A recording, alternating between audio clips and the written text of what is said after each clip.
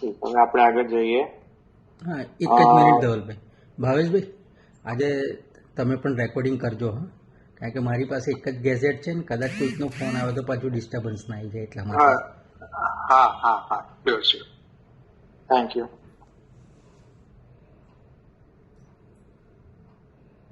આપણે શરૂ કરીએ. મારી સ્ક્રીન શેર કરું ને? ઓકે.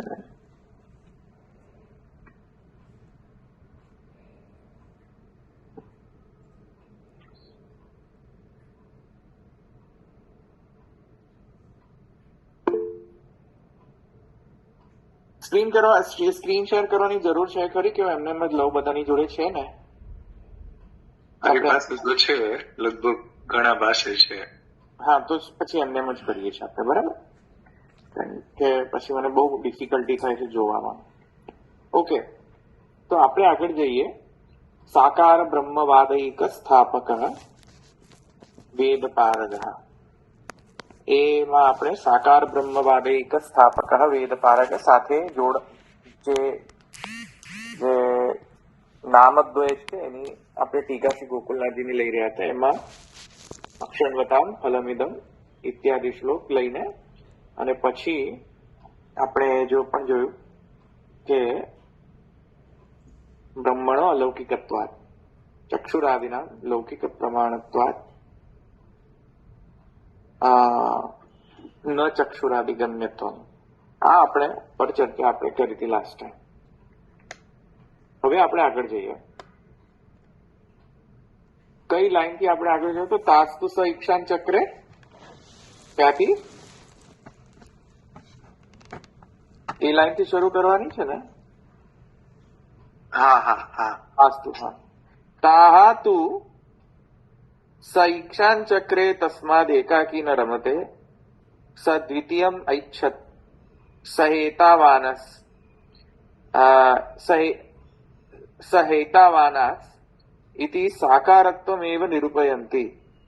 આ બૃહદારણ્યક ઉપનિષદનો આ વચન છે અને તેમાં અહીંયા જે કહેવાનો આશય એ છે કે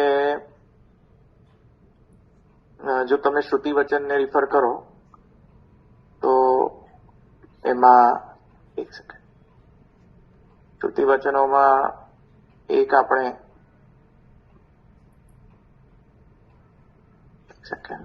હા, શ્રુતિ વચનની અંદર જો આપણે જોઈએ તો જે વસ્તુની અહીંયા પ્રતિપાદન કરવાનો પ્રયાસ અહીંયા કરેલો છે શ્રી ગોકુલનાથજી કહે છે કે શ્રુતિની અંદર, કારણ કે બ્રહ્મ તો અલૌકિક પ્રમાણથી જ જણાય છે, ચક્ષુરાદિ ગમ્યત્વ નથી. એટલે ઈશ્વર જે છે તે શાસ્ત્રિક સમધિગમ્ય છે. શાસ્ત્રિક સમધિગમ્ય એટલે શાસ્ત્રથી જ જણાય, લૌકિક પ્રમાણથી નથી જણાતો, કારણ કે અલૌકિક છે. મેં આપણે તમને સમજાવી દીધું. તો હવે જો અલૌકિક હોય તો જો શાસ્ત્રથી જ સમજાતો હોય ઈશ્વર, તો શાસ્ત્રને રિફર કરવું પડે કે શાસ્ત્રની અંદર ઈશ્વર વિશે કેવા પ્રકારના ગુણો, ઈશ્વરનું વર્ણન કઈ રીતે, એમના લક્ષણો કઈ રીતે વર્ણન કરેલા છે. તો શાસ્ત્રની અંદર જો રિફર કરીએ તો શાસ્ત્રની અંદર તો વેદાદિ શાસ્ત્ર, સ્મૃતિ આદિ શાસ્ત્ર, પુરાણ આદિ શાસ્ત્ર જે છે એ બધાનો સમાવેશ થાય છે. ઇતિહાસ, પુરાણ, આગમ /તંત્ર, વેદ, સૂત્ર ઇત્યાદિ અર્થો એમેવ નિખિલૈ. જેટલા પણ શાસ્ત્ર જે છે એ શાસ્ત્ર આઇસોલેશનમાં નહીં, પણ જયારે એનો સમન્વિત અર્થ થાય, એક વાક્ય ભાવાપન્નતા થાય તો જ એને પ્રમામૂલક કહેવાય, એટલે કે વેલિડ નોલેજ કહેવાય, કે વેલિડ અન્ડરસ્ટેન્ડિંગ કહેવાય. તો બ્રહ્મ વિશે પણ જે વેલિડ નોલેજ અથવા વેલિડ અન્ડરસ્ટેન્ડિંગ, સાચી સમજણ, સમજ્યા? સાચી સમજણ એને પ્રમાણ કહેવાય. ઇન શોર્ટ, સાચી સમજણ હોય તો પ્રમાણ, સાચી સમજણ ન હોય તો પ્રમાણ. એનો અર્થ શું થયો કે શાસ્ત્રથી જો જણાય ઈશ્વર તો શાસ્ત્રના શબ્દોનો બરાબર અર્થ કર્યો એ પણ પાછું કોણ કન્ફર્મ કરે? શાસ્ત્રથી જો જણાતો હોય એ બ્રહ્મ, કારણ કે હમણાં જ કહ્યું ને બ્રહ્મ અલૌકિકત્વાત, અલૌકિક છે એ તો અનુભૂતિ ગોચર જ નથી.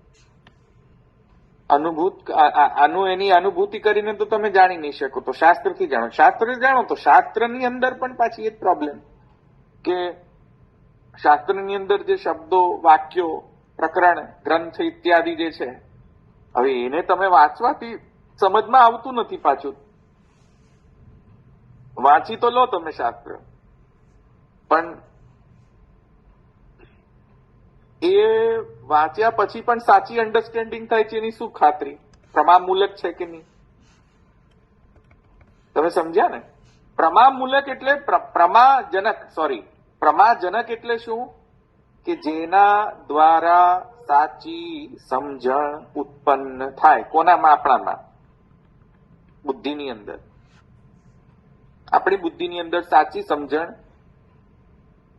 ઉત્પન્ન થાય એને પ્રમા કહેવાય. સમજ્યા?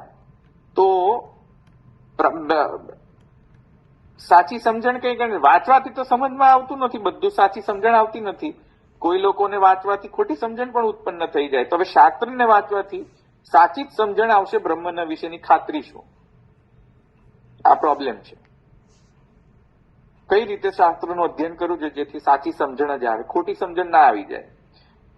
પુસ્તક જે છે એક જ પુસ્તક છે, ઘણા બધા વ્યક્તિઓ સેમ જ પુસ્તક વાંચતા હોય. હવે જરૂરી નથી કે બધા જ વ્યક્તિઓને એ જ પુસ્તકનું સેમ જ અન્ડરસ્ટેન્ડિંગ ડેવલપ થાય. જુદા જુદા વ્યક્તિઓને જુદી જુદી પ્રકારનો અન્ડરસ્ટેન્ડિંગ ડેવલપ થાય, સમજ પેદા થાય. બધાને એક જ સમજ પેદા થાય ને એ પાછી એ જે સમજ જે છે પાછી સાચી સમજ હોય એની ખાતરી શું? તો એની ખાતરી કરવા માટે શ્રી મહાપ્રભુજી કહે છે અર્થોયમેવ નિખિલૈ વેદ વાક્યૈ રામાયણ સહિત ભારત પાંચરાત્ર ઇત્યાદિ અન્યશ્ચ. આ ઇત્યાદિ જે છે એમાં મહાપ્રભુજી એક સિસ્ટમ એ કરી કે ઇન્ટરપ્રિટેશન એવી રીતે કરો શાસ્ત્રનું કે જેથી કરીને આટલી વસ્તુ ધ્યાનમાં રહે. કઈ વસ્તુ? તો કહે છે કેટલી? તો કહે છે નહીં સ્વબુદ્ધ્યા. મહાપ્રભુજી અહીંયા કહે છે નહીં સ્વબુદ્ધ્યા, જાતે પોતાની બુદ્ધિનો ઉપયોગ કરીને વેદાંતની પરિકલ્પના નહીં કરવી.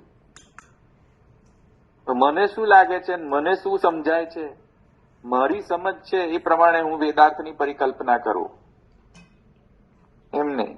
નહીં સ્વબુદ્ધ્યા વેદાર્થમ પરિકલ્પ્ય તદર્થમ વિચાર કર્તુમ શક્ય. પોતાની બુદ્ધિના આશ્રિત થઈને તમે જો શાસ્ત્રનો અર્થનો નિર્ણય કરશો તો એ પ્રમામૂલક નથી, પ્રમાજનક નથી. સમજ્યા? Valid understand. પ્રમાણ એટલે વેલિડ, સાચી સમજણ. હજુ પણ સમજી લો, અત્યારે પ્રમાણના ઘણા બધા અર્થ થાય છે, પણ એક પ્રમાણનો અર્થ થાય છે સાચી અન્ડરસ્ટેન્ડિંગ, સાચી સમજ. કોના વિશે? બ્રહ્મને વિશે. કારણ કે બ્રહ્મના વિશે સાચી અન્ડરસ્ટેન્ડિંગ નહીં હોય તો સાકાર છે કે નહીં એ શું ખાતરી? બ્રહ્મ સાકાર છે કે બ્રહ્મ નિરાકાર છે કે બ્રહ્મ ઉભયવિધ છે, શું ખાતરી? શું ખબર કેવી રીતે પડે? એટલે સાચી અન્ડરસ્ટેન્ડિંગ તો ડેવલપ થાય. નહીં સ્વબુદ્ધ્યા વેદાર્થમ પરિકલ્પ્ય તદર્થમ વિચાર કર્તુમ શક્ય. મહાપ્રભુજી ગાઈડલાઈન. બ્રહ્મ પુનમ યાદૃશમ વેદાંતેષુ અવગતમ તાદૃશમ એવ મંતવ્યમ અણુમાત્ર અન્યથા કલ્પનેપી દોષસ્ય. સમજ્યા? આ સૂત્રની અંદર જ મહાપ્રભુજી વોર્નિંગ આપી દીધી છે. બ્રહ્મસૂત્રાણ ભાષા. જરા પણ અણુમાત્ર જો અન્યથા કલ્પના કરી તો દોષ થાય. વેદાંતેષુ અવગતમ તાદૃશમ એવ મંતવ્યમ બ્રહ્મ પુનઃ યાદૃશમ. જેથી કરીને બધા જેટલા પણ પ્રમાણના શાસ્ત્રો જે છે બધાને એક વાક્યતા કરીને, સમન્વિત કરીને, એનો સમન્વય એસ્ટાબ્લિશ કરીને અને પછી જે સમજણ ઉત્પન્ન થાય એને જ અહીંયા સાચી સમજણ કહેવાય છે, એને જ અહીંયા પ્રમાણ કહેવાય છે. નહીં તો એ પ્રમાણ કહેવાતો નથી. માત્ર શાસ્ત્ર વાંચી લેવાથી પ્રમાણ નથી થઈ જતું. ઇન શોર્ટ એવું કહેવા માંગી રહ્યું. સમજ્યા? તો અહીંયા એ જ સમજવું જોઈએ કે માત્ર વાંચી લેવાથી કશું નથી થતું. કન્સિસ્ટન્સી અને સિન્થેસિસ આ ઇમ્પોર્ટન્ટ છે બધા જ શાસ્ત્રોનો. બરાબર. તો એ રીતે જો કરવા જઈએ, હવે પ્રોબ્લેમ એ આવે કે કોણ આટલું બધી સિન્થેસિસ કરવા જાય અને કોણ આટલી બધી મહા મુસીબત પંચાયત, અને એ પાછી જો કોઈ પંચાયત કરવા ઈચ્છે, પંચાયત એટલે સારી રીતે, કે કોઈ જો આટલી બધી એનાલિસિસ કરવા ઈચ્છા કરે પણ તો વળી પાછી કેટલા તપ, ભગવદ અનુગ્રહ અને વેદાર્થ કઈ રીતે કરવો એનો તર્ક, શુદ્ધ તર્ક એટલે કે શુદ્ધ બુદ્ધિ, સાત્વિક બુદ્ધિ, આ બધાની જરૂર હોય. અને દોષ રહિતતા એ પણ જરૂરી હોય તો સાત્વિક બુદ્ધિ આવે. અને ઉપરથી પાછી એક જન્મ પર્યાપ્ત નથી. અને ક્વચિત પાંડિત્યમ ચેત ન નિગમ ગતિ સાપી યદિન ક્રિયા સાપી સ્યાત યદિન હરિમાર્ગે પરિચય યદિ સ્યાત સોપી શ્રી વ્રજપતિ રતિર્નેતિ નિખિલૈ ગુણેરન્ય કોવા વિલસતી. બોલો, ગુણેરન્ય કોવા વિલસતી. કોવા છેલ્લું વિના વલ્લભ વરમ. પોસિબલ નથી આ.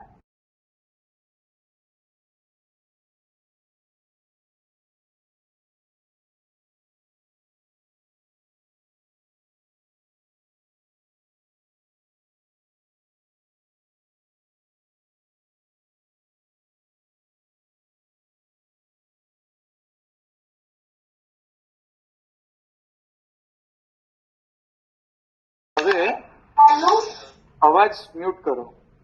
હા, તો હું ક્યાં હતો? ક્વચિત પાંડિત્યમ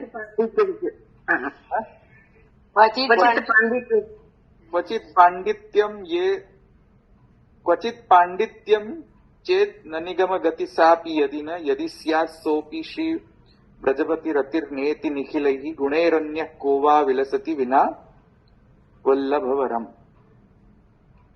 ક્વચિત પાંડિત્યમ ચેત ન નિગમ ગતિ. કોઈ પાંડિત્ય હોય કોઈનામાં તો એવા બધા પંડિતોની અંદર જેની નિગમમાં બુદ્ધિ હોય, વેદમાં ગતિ હોય, એવા કેટલા ઓછા, બહુ જ ઓછા. હવે એ એવા વ્યક્તિઓમાંથી પણ ક્વચિત પાંડિત્યમ ચેત ન નિગમ ગતિ યદિ ન સાપી, અરે ફરીથી ભૂલી ગયો પાછું. શું હતું? ક્વચિત પાંડિત્યમ, બોલો તો આખો. નિગમ ગતિ સાપી યદિ ગુણે શ્રી વલ્લભ. ના આખું નથી. કોવા વિલસતી વિના વલ્લભ વરમ. ના ભૂલી ગયા વચ્ચે.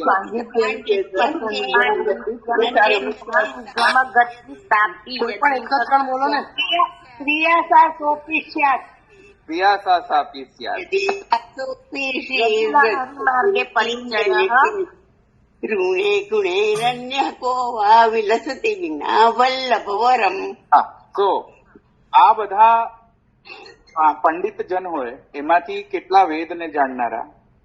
હવે વેદના પણ જાણનાર હોય.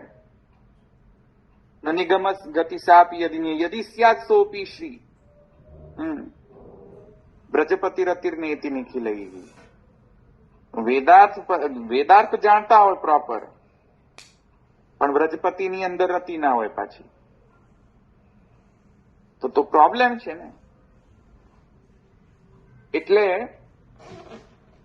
એક તો ભગવદ અનુગ્રહ, મહાપ્રભુજી કહે છે ભગવદ અનુગ્રહની જરૂર પડે. વેદાર્થ ને સમ્યક ત્યાં જાણવો હોય તો ભગવદ અનુગ્રહ ફર્સ્ટ. સેકન્ડ તપ, એટલે કે હાર્ડ વર્ક. તપ એટલે હાર્ડ વર્ક, અધ્યયનની હાર્ડ વર્કની જરૂર હોય. અધ્યયન ના કરો તો, તપ ના કરો તો વેદાર્થ ના સમજાય. બરાબર. અને વેદાર્થને સમજવાની તર્ક, શુદ્ધ તર્ક, પેલી જે ક્ષુદ્ર જે તર્ક જે છે એ નહીં, હા, પણ વેદને સમજવા માટે જે શુદ્ધિ કરવા માટેની જે જરૂરી આપણી બુદ્ધિને શુદ્ધ કરનારી જે તર્ક જે છે એ તર્કની જરૂર. પેલો તર્કથી તો નથી સમજાતો બ્રહ્મ. નૈષા તર્કેણ મતેરાપની, એમ કે તર્કથી બ્રહ્મ ન સમજાય, પણ વેદાર્થને જો સમજવું હોય તો આટલી બધા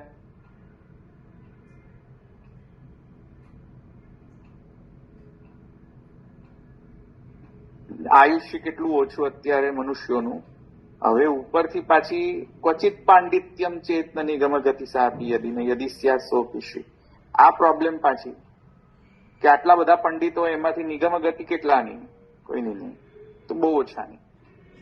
હવે એવી દશાની અંદર તમે એમ કહો કે બ્રહ્મ તો અલૌકિકત્વાત છે, અનુભૂત નથી થતો, અને તેથી કરીને માત્ર શબ્દ શાસ્ત્રિક સમધિગમ્ય છે. તો જાણો હવે શાસ્ત્રિક સમધિગમ્ય હોય તો કઈ રીતે જાણવું? હવે તેથી કરીને સેકન્ડ નામ છે વેદપારગા. સમજ્યા? કેમ કે મહાપ્રભુજીમાં જ આ ગુણેરન્ય કોવા વિલસતી વિના વલ્લભવરમ, આ મહાપ્રભુજીની અંદર જ આ એક યુનિક કેપેબિલિટી છે. અર્થમ તસ્ય વિવેચિતુમ નહિર વિભુર વૈશ્વાનરાદ વાક્પતેરન્યસ્તત્ર વિધાય મામ માનુષ તનુ મામ વ્યાસવત શ્રીપતિ. તો દત્વાજ્ઞામ ચ કૃપાવલોકર પટુહમ યસ્માદતોહમ મુદા ગૂઢાર્થમ પ્રકટીકરોમી બહુધા વ્યાસસ્ય વિષ્ણુ પ્રિયમ. તો આ પ્રકારની ભગવદ અનુગ્રહ છે,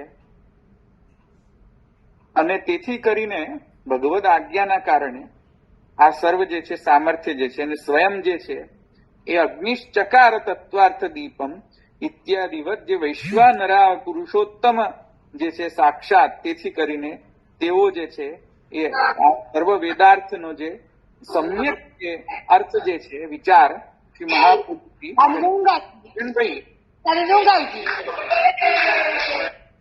હા, તો એ મહાપ્રભુજીના માં જ એ સામર્થ્ય રહેલું છે. તેથી કરીને શ્રી ગુસાઈજી કહે છે વેદ પારગ. હવે અહીંયા જે શ્રુતિવચન કોટ કર્યો છે એ પર આપણે જઈએ. તો શ્રુતિવચન શું કોટ કર્યો છે? એક સેકન્ડ.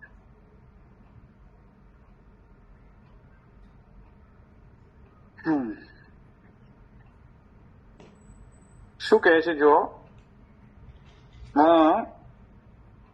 તાતુ સ ઈક્ષાન ચક્રે તસ્માદ એકાકી ન રમતે સદ્વિતીયમ ઐક્ષત સહ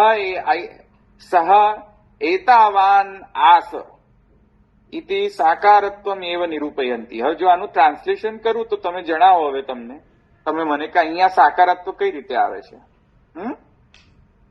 ધ્યાનથી સાંભળજો. તો પ્રશ્ન તમને જ પૂછવાનો છું, હું નથી આન્સર આપ.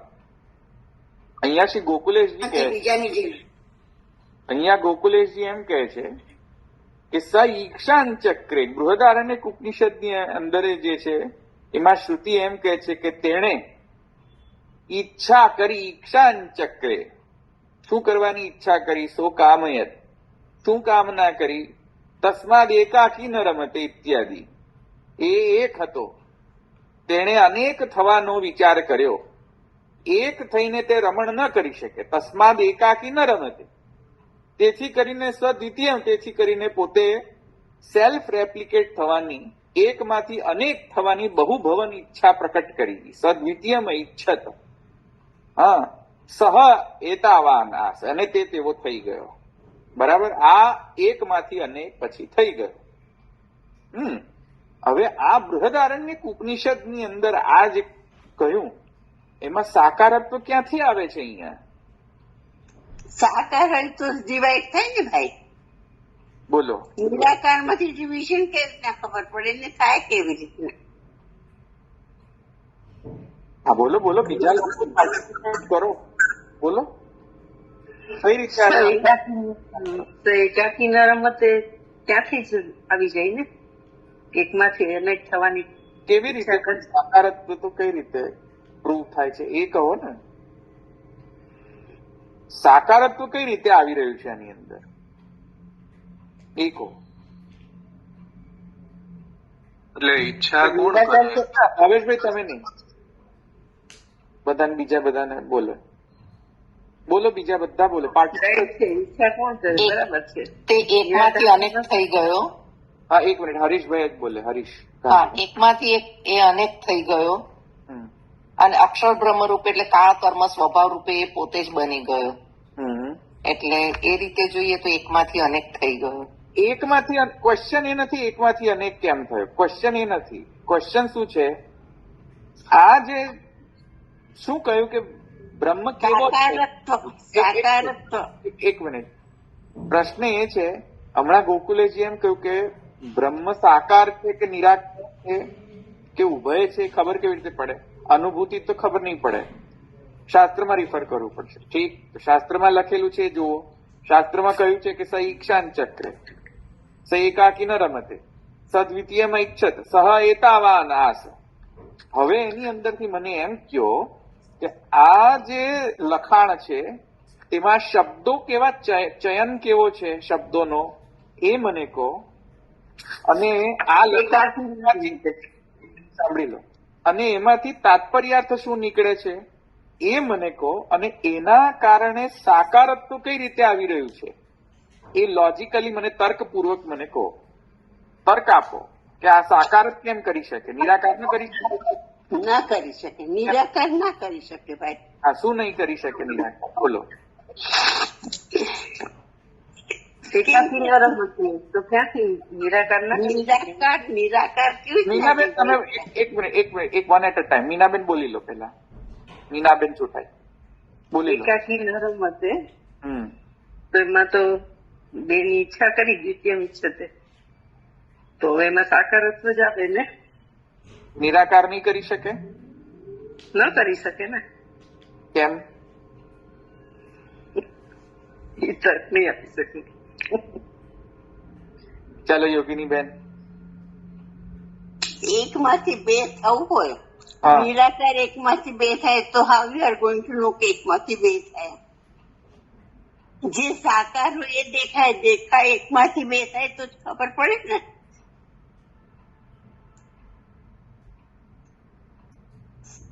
કયું મારે ત્યાં મતલબ હા, હજુ પણ સેટિસ્ફેક્ટરી તર્ક નથી. પ્રયાસ કરું. હા, પ્રયાસ. એકમાંથી અનેક થયું એટલે પ્રકૃતિ એક મિનિટ, અરુણાબેન એક મિનિટ, અલ્પનાબેન બોલી લે. બોલો. પ્રકૃતિ અને પુરુષ થયા પછી કાલ કર્મ સ્વભાવ એ બધું જે એક્ટિવ આખો જે ત્રીજો સ્કંદ આપણે લઈએ કે જેવી રીતે સૃષ્ટિની રચના થઈ. પ્રભુ પેલા એકલા હતા, પછી સદ્વિતીયમ એક એમની ઈચ્છા થઈ એટલે આખી સૃષ્ટિની રચના કરી. હવે આખી જે સૃષ્ટિ થઈ છે એ તો આપણને સાકાર રૂપે પ્રભુના સ્વરૂપે દેખાઈ જ રહી છે ને. એટલે જે નિરાકાર હતો એને પોતાની ઈચ્છાના કારણે એક સાકાર સ્વરૂપ લીધું સૃષ્ટિના રૂપમાં. એ એક એક્ઝામ્પલ તરીકે આપણે લઈ શકીએ કે સૃષ્ટિ જે છે આખી સૃષ્ટિ હોલ યુનિવર્સ એ પણ તો એક સાકાર રૂપ જ છે ને પ્રભુનું. એવું હું સમજી કે we can take this as આપણે આવી રીતે આની એક્ઝામ્પલ રીતે લઈ શકીએ. એક મિનિટ. તો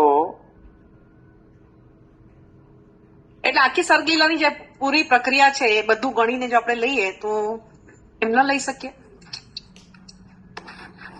એટલે સચ્ચિદાનંદ બધા સ્વરૂપે પ્રભુ પ્રગટ થયા ને. Mind it. એક મિનિટ, હજુ પણ મારો પ્રશ્ન નથી સમજાય લાગતો, તો પછી હું ફરીથી ક્લિયર કરું. અલ્પનાબેન હવે સારો ટ્રાય કર્યો. મારો ક્વેશ્ચન એ છે કે આટલી જ શ્રુતિ જે છે ને, આટલો જે કોટેશન છે રેફરન્સમાં, સૈક્ષાન ચક્રે સૈકાકી ન રમતે, આટલી જ પોર્શન ની અંદર પણ ત્યાં સાકારત્વ કઈ રીતે ઝલક થાય છે એ મને કહો. ખાલી આટલો જ પોર્શન અત્યારે. ઈચ્છા થઈ સાકારત્વ આવ્યું. એક મિનિટ બધા બહુ બોલ્યા. હા બોલો મનીષાબેન.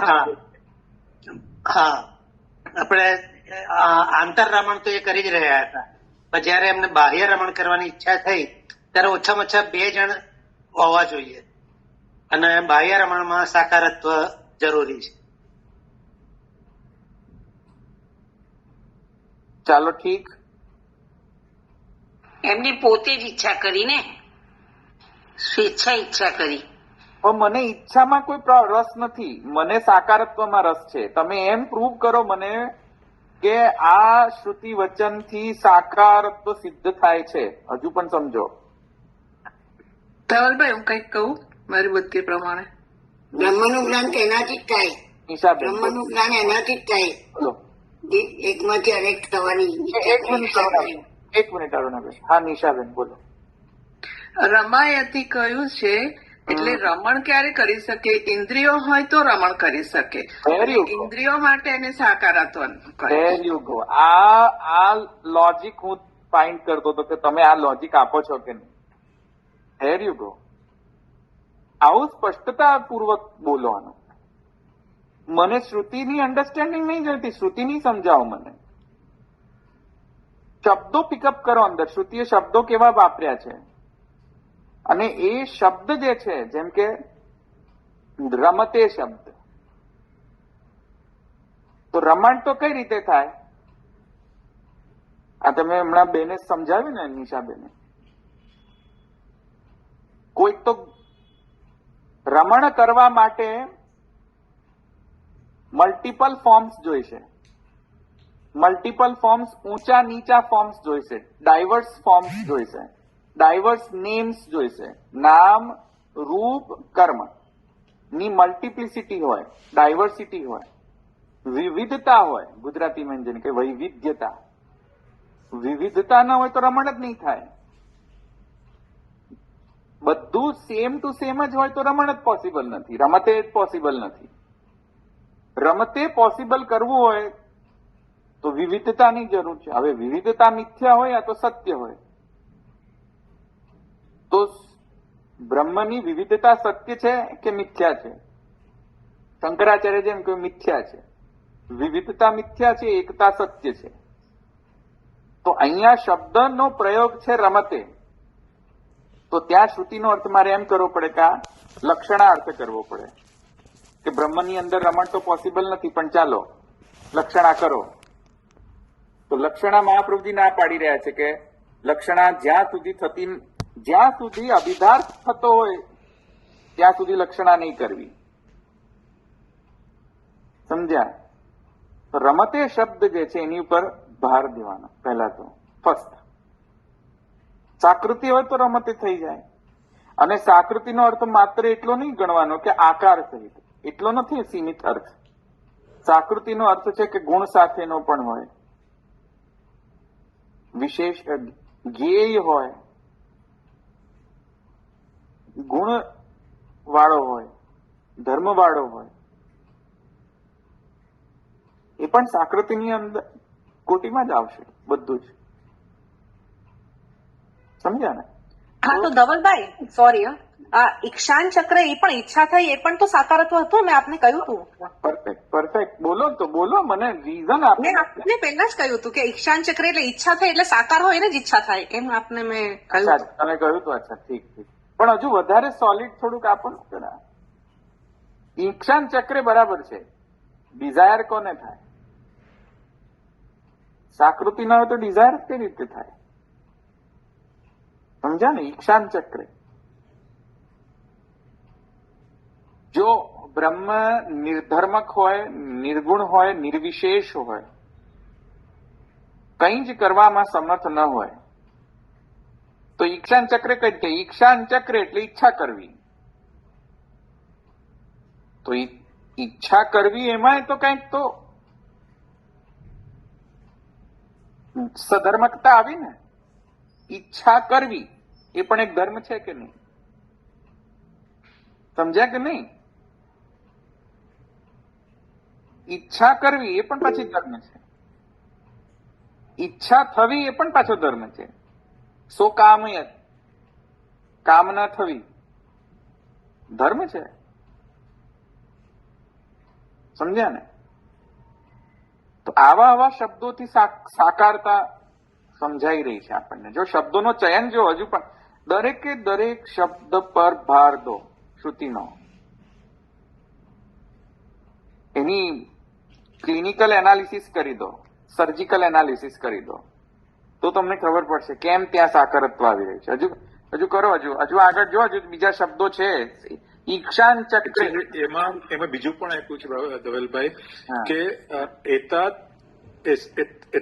એતસ્માત એકાકી એના પછી દ્વિત્યમ ઈચ્છા, હા. એકમાંથી 2-3 ઈચ્છા થઈ. હા, તો જે રમણ માટે જો એના માટે 2 હોય તો જ ઈચ્છા તમે કરી શકો, તો જ રમણ થઈ શકે. એના માટે નેક્સ્ટ શ્લોકમાં 1માંથી 2 ની વ્યાખ્યા કરે છે કે સદ્વિત્યમ ઈચ્છત સહ એતાવાત આસ. બરાબર. તો સાકાર જ કરી શકે. કમ્પ્લીટ નિરાકાર હોય, નિર્ધર્મક, નિર્વિકાર, નિર્વિશેષ, નિર્ગુણ, તો વિશેષ નામ રૂપ કર્મ કઈ રીતે ધારણ કરે કયો મને? જો કમ્પ્લીટલી નિર્વિશેષ હોય તો દ્વિતીયમ અને એતાવાન આસ પોસિબલ નહીં. અને જો બ્રહ્મની અંદર સાવયવત્વની પરિકલ્પના થઈ જાય અથવા દોષ આવે, એના ભયથી પણ તમે જો ન કરી શકે, એના ભયથી જો તમે આ અર્થ લેતા ન હો તો એતાવાન આસ લક્ષણા લેવી પડે. અભિધા નહીં લઈ શકો, લિટરલ મિનિંગ નહીં લઈ શકો. મહાપ્રભુજી કહે છે પહેલા લિટરલ થતું હોય તો લિટરલ જ મિનિંગ થી ઇન્ટરપ્રિટ કરો, લક્ષણાથી નહીં કરો. એકાકી ન રમતે તો આવી શકે ને? હા, એકાકી ન રમતે. હા, એ તો થઈ ગયું ને, આપણે ડિસ્કસ કર્યું ને, ન રમતે. રાઈટ? તો બોલો, સમજમાં આવ્યું? સર્જિકલ એનાલિસિસ કઈ રીતે કરવી, બધી સર્જરી કરવાની, શબ્દોની પદચ્છેદ કરો. સમજ્યા?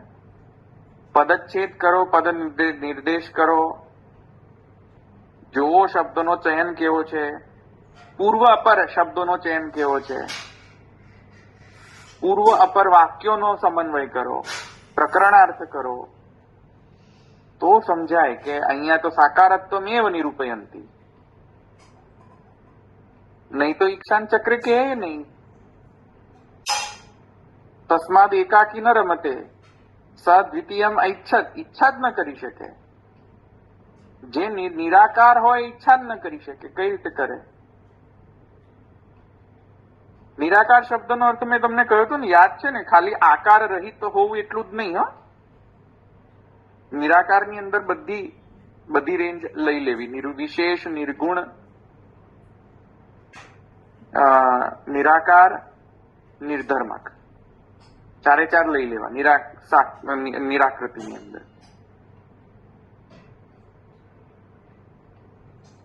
બરાબર?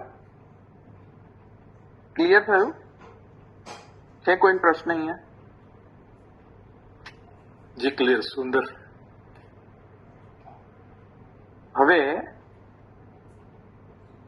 તો નહીં સ્વબુદ્ધ્યા વેદાર્થમ પરિકલ્પ્ય. હવે પ્રોબ્લેમ એ આવે કે આ જે ઇન્ટરપ્રિટેશન આપણે કરી ને હમણાં,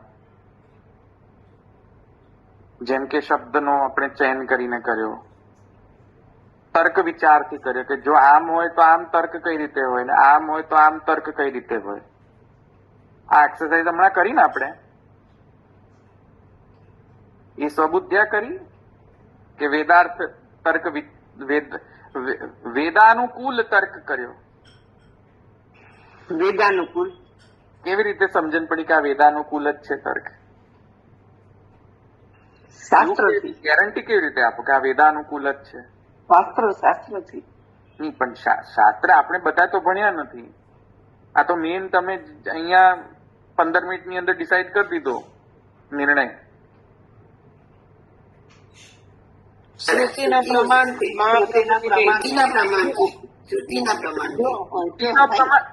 મારા વાલા એક વાત સમજો, આપ જે વાક્ય બોલ્યા એ તો શ્રુતિનું પ્રમાણ હતું ને. ના મારા વાલા, એનાલિસિસ કરીએ તો એક મિનિટ, મારો ક્વેશ્ચન એ નથી. ક્વેશ્ચન ફરીથી સમજો. હું તો શ્રુતિના પ્રમાણે બોલ્યો ને, ધેટ્સ ફાઇન, પણ મારો ક્વેશ્ચન એ નથી. ક્વેશ્ચન એ છે કે ન સ્વબુદ્ધ્યા પરિકલ્પ્ય. હા, અને આગળ જો વોર્નિંગ શું છે, વેદાર્થમ પરિકલ્પ્ય નહીં સ્વબુદ્ધ્યા તદર્થમ વિચાર કર્તુમ શક્ય બ્રહ્મ પુનઃ યાદૃશમ વેદાંતેષુ અવગતમ તાદૃશમ એવ મંતવ્યમ અણુમાત્ર અન્યથા કલ્પનેતિ દોષસ્ય. આ તો મેં એક જ લાઈનનું ઇન્ટરપ્રિટેશન કર્યું આપણે, એક લાઈન, વન લાઈન સ્તુતિની, પણ વેદ રાશિ તો કેટલી મોટી છે. પાછળ જઈને એમ કહી દીધું હોય કે ના આમ નહીં આમ, નેક્સ્ટ શ્રુતિની અંદર એમ કહ્યું કે ના બ્રહ્મ તો નિરાકાર છે. તો મેં તો ડિસિઝન કોના બેઝ પર લીધું? એક જ વાક્ય ઉપર મેં ડિસિઝન શું લીધું? આપણે હમણાં ચર્ચા કરી એની અંદર કે બ્રહ્મ સાકાર છે. કઈ શ્રુતિના બેઝિસ પર? ખાલી એક જ શ્રુતિ. તો હું સાચો કે હું ખોટો?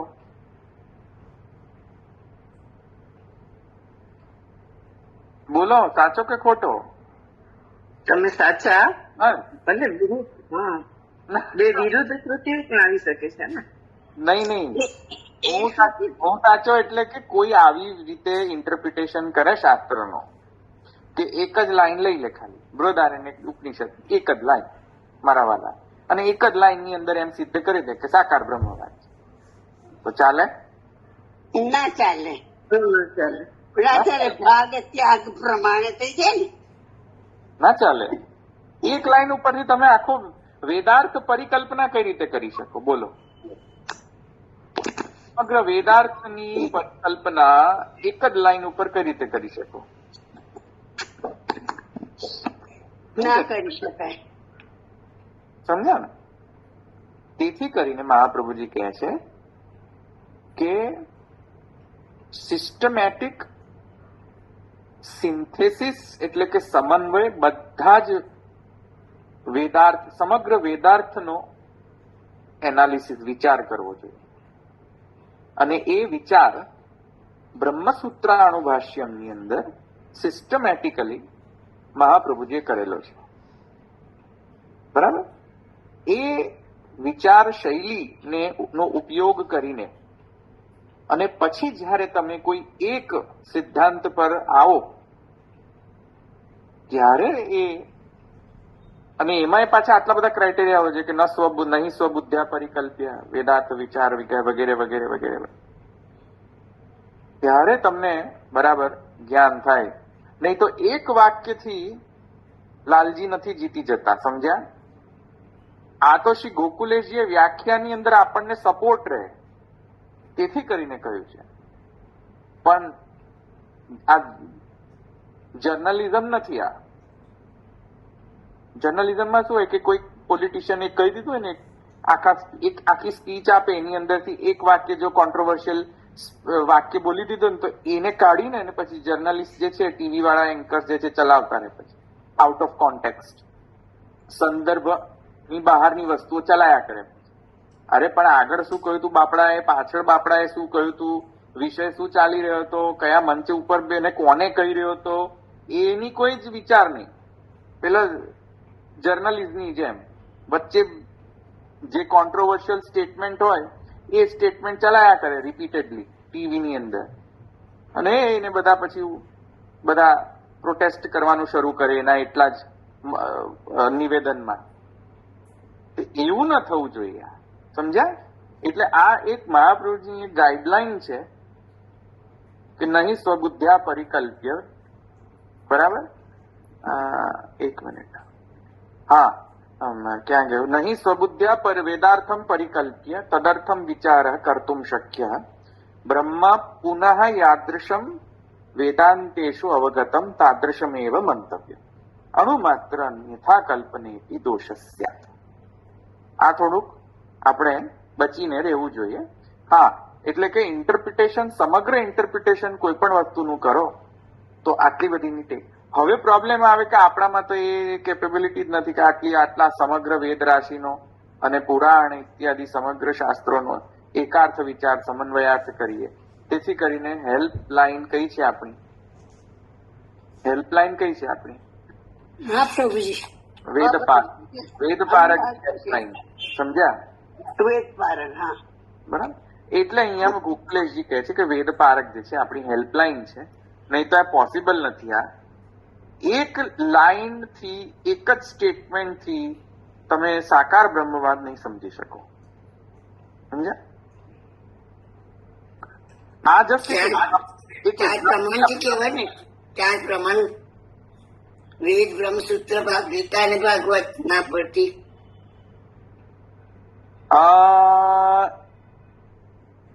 એ બરાબર છે, પણ એ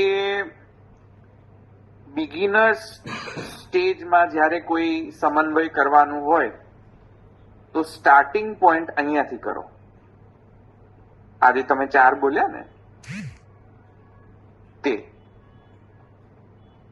પણ આ 4 જ પ્રમાણ છે એવું નથી, સમગ્ર શાસ્ત્ર પ્રમાણ છે.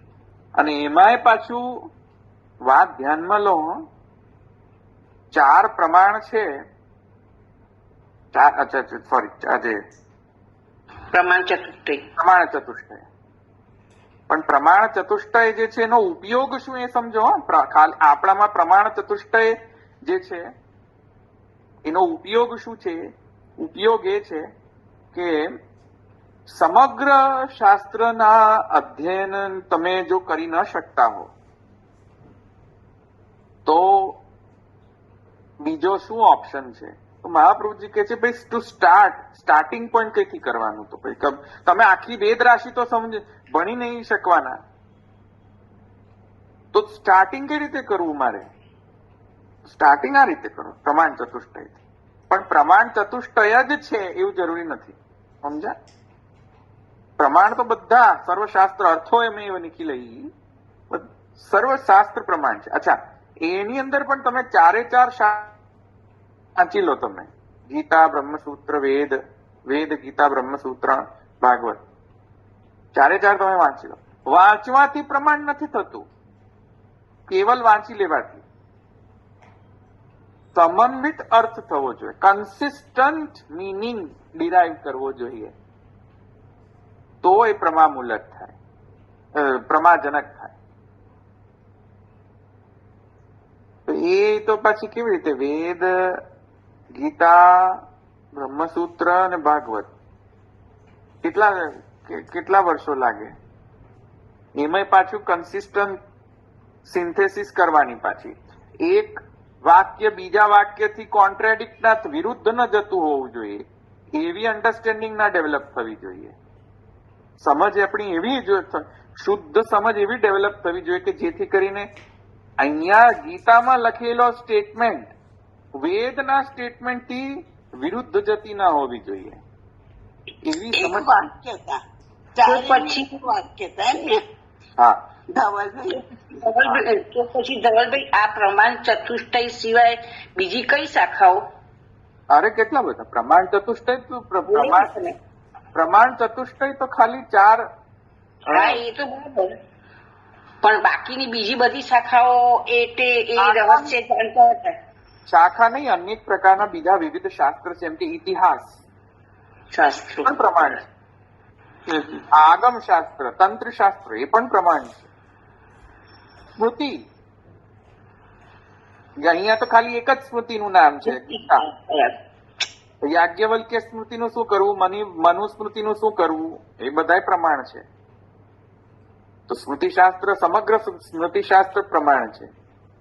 અચ્છા, ભાગવત તો ખાલી એક જ પુરાણનું નામ લીધું છે, પુરાણ તો કેટલા બધા છે, તો બીજા પુરાણો નથી કે શું પ્રમાણ? અષ્ટાદશ વિદ્યા આવી છે ને, બધા પુરાણ પ્રમાણ. પુરાણ, ઉપપુરાણ. તત્વાર્થદીપ નિબંધની અંદર તો એમ કે છે પુરાણ 18 નથી, 17 અનંત પુરાણ છે. બરાબર. તત્વાર્થમાં તો, તત્વાર્થદીપ નિબંધમાં તો અનંત શાખા અને અનંત પુરાણો, એમાં ખાલી અમુક જ પુરાણ આવિર્ભૂત છે. આપણે 18 પુરાણ જાણીએ છીએ કે 18 પુરાણો હતા એવું. હા, પણ કહેવાનો આશય એ છે કે વાંચી લેવાથી 4 કે 5 કે 1000 ગ્રંથો વાંચી લેવાથી સાચી સમજ જરૂરી નથી કે આવે. સાચી સમજ એટલે કે પ્રમાણ એ ત્યારે આવે જ્યારે તમે એનું એક વાક્યતા કરો, જેથી કરીને એક શ્રુતિ કે એક સ્ટેટમેન્ટ એક શાસ્ત્રનો બીજા સ્ટેટમેન્ટ બીજા શાસ્ત્રથી વિરોધ ન થતો. સમજ્યા? Non controversial non contradictory. એટલે ઉત્તર સંદેહવારક થતું જાય એ રીતે થાય ને પછી બધું. એ પણ એક સ્ટ્રેટેજી છે એક વાક્યતા કરવાની, પણ it is not the only strategy. Beginning strategy આ છે, પછી એ લિમિટેડ નથી આનાથી. ઘણી બધી સ્ટ્રેટેજી એક વાક્યતા કરવાની. ભલે આપણે આગળ જઈએ તો સ ઈક્ષાન ચક્રે તસ્માદ એકાકી ન રમતે સ દ્વિતીયમ ઈચ્છત સહ એતાવાન આસ. હવે કોઈ કહે કે એતાવાન આસ ઇતિ મિથ્યા, મિથ્યા છે આ તો, અને જે રમણ જે મિથ્યા છે, ઈચ્છા જે છે મિથ્યા છે. હવે આ મિથ્યા હોય તો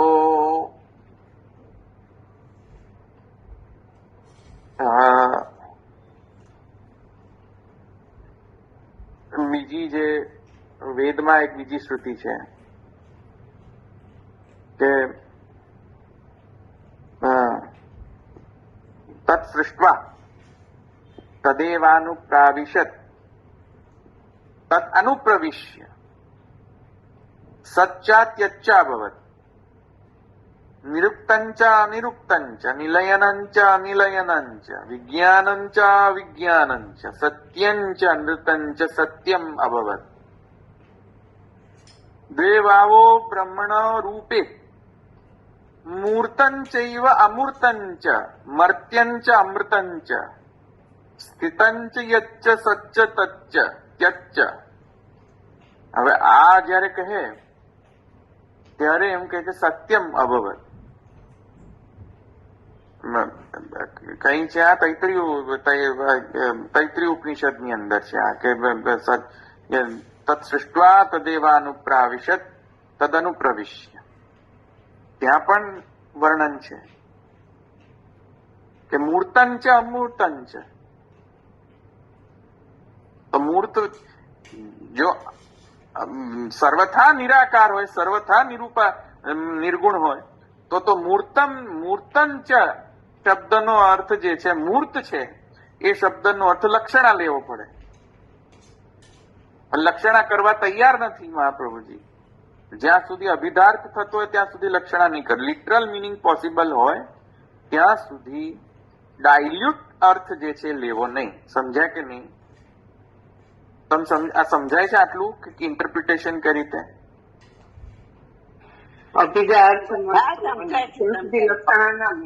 અભિધા એટલે કે લિટરલ,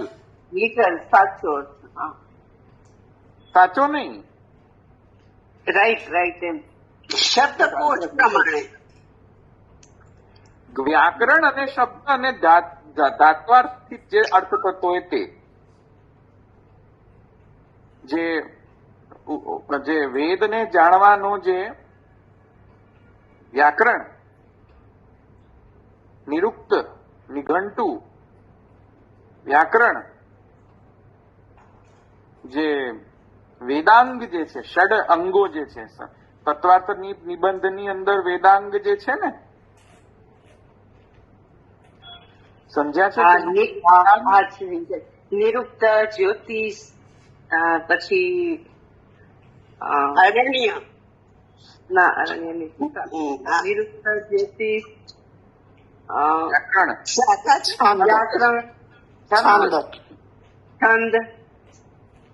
જ્યોતિષ, વ્યાકરણ, છંદ, અત્યારે ભૂલાઈ ગયું, યાદ. કલ્પ. હા, કલ્પ. કલ્પસૂત્ર છે ને, બરાબર?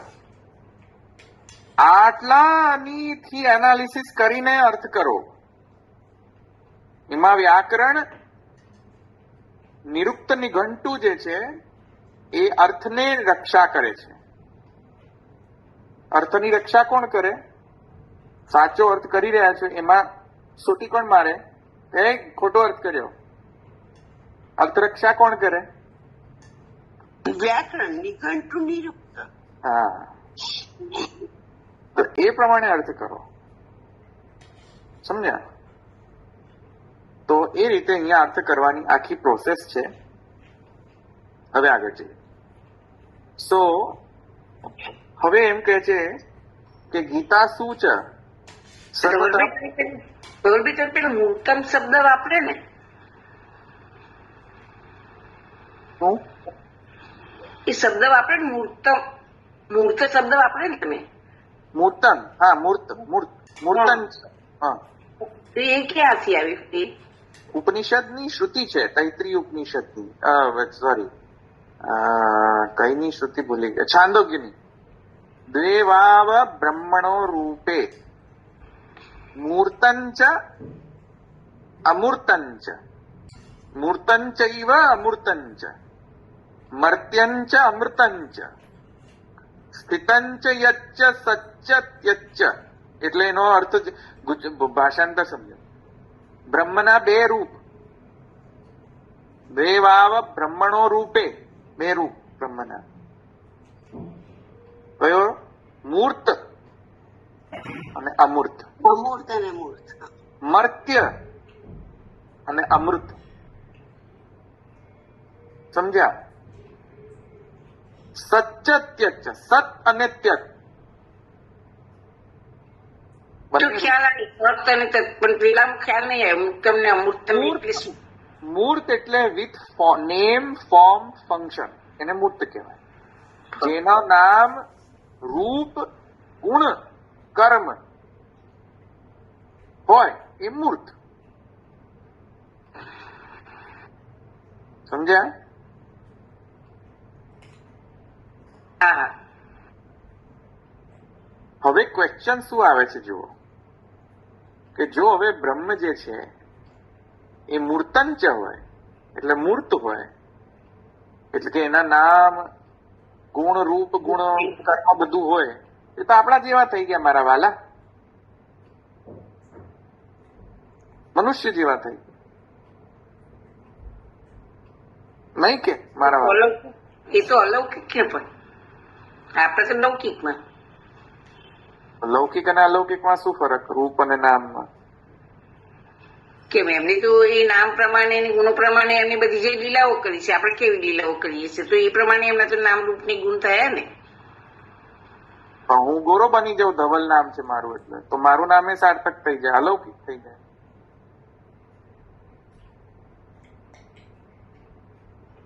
આ લોકમાં હોય એ લૌકિક કહેવાય. સાચી વાત, સાચી વાત. પણ હું ક્વેશ્ચન શું પૂછું છું કે જો બ્રહ્મ ઈચ્છા ચક્રે, ઈચ્છા કરે, તો ઈચ્છા તો મનુષ્યની થાય મારા વાલા, પ્રાણી માત્રની ઈચ્છા થાય નહીં? તો પ્રાણી માત્રની ઈચ્છા થાય અને દૈવી સ્વરૂપ છે ને ધવલભાઈ, એ દૈવી સ્વરૂપ છે ને, એટલે એ ગમે તે કરી શકે, સર્વસમર્થ છે ને. આપણે ઓછા સર્વસમર્થ છીએ. સર્વસમર્થ હોવાના કારણે શું ખાતરી કે જે ભગવાન જે છે એ શૈતાન નથી?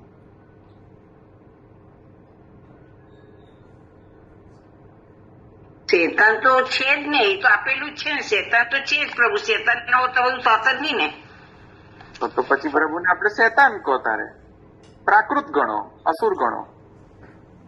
પ્રભુ તો બધી રીતે બનેલા છે ને. કહેવાનો મતલબ શું છે ફરીથી સમજો.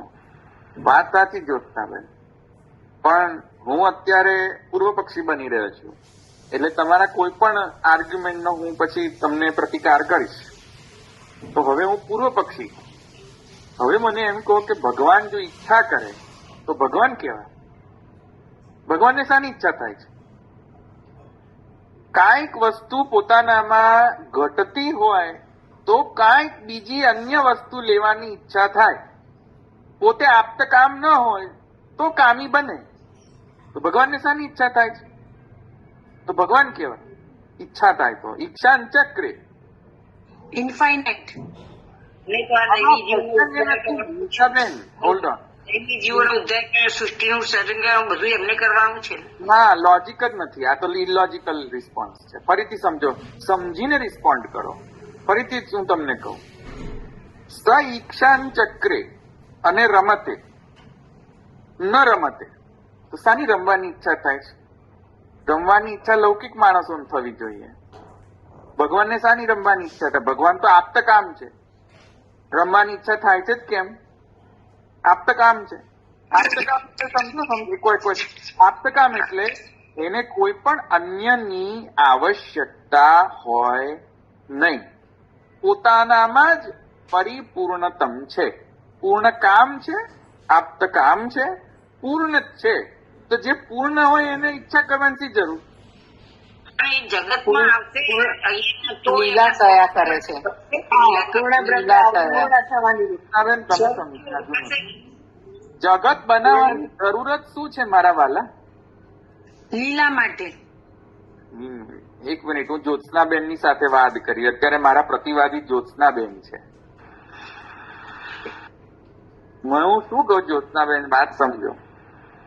ભગવાનને જગત બનાવવાની જરૂર જ શું છે મારા વાલા? ઈચ્છા જ નહીં કરવાની. ઈચ્છાન ચક્રે. ઈચ્છા થઈ એટલે કે આપણા મનુષ્ય જેવા થઈ ગયા. કારણ કે ઈચ્છા કોને થાય? મને એક વાત, જેનામાં હોય નહીં, જે વસ્તુ જેની પાસે હોય નહીં એ વસ્તુને પામવા માટે ઈચ્છા કરે. બરાબર કે નહીં? Yes or no? યસ. હવે જો એમ હોય તો ભગવાનની ઈચ્છા કદાપી થવી જોઈએ નહીં. કેમ કે ભગવાન સ્વયં જ પરિપૂર્ણતમ છે. આનંદેન અર્થાત્રિય માણસ છે. ના ના ના બેન, હું જસનાબેન જોડે જ અત્યારે વાત કરી રહ્યો છું. તમને બીજો કઈ એ જવાબ આપીશું તો પાછો બીજો પ્રશ્ન ઉભો કરશો એવું છે. કરીશ તો જવાબ આપો, વાંધો નથી. આપણે તો કઈ આપણને કોઈ પેલું શું કે આપણને કશું એ નથી કરવાનું. કોઈ કરો એટલે તમારા બાનાથી બધા શીખાય.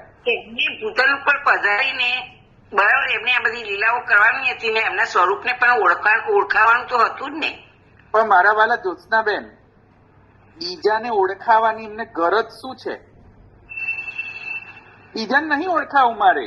આપણે લૌકિક લોકોને એવી ઈચ્છા હોય કે મારું કંઈક જાણત હારું ને, મને કોઈક જાણત હારું ને, મને કોઈ ભજત હારું ને. એ તો લૌકિક થઈ ગયું.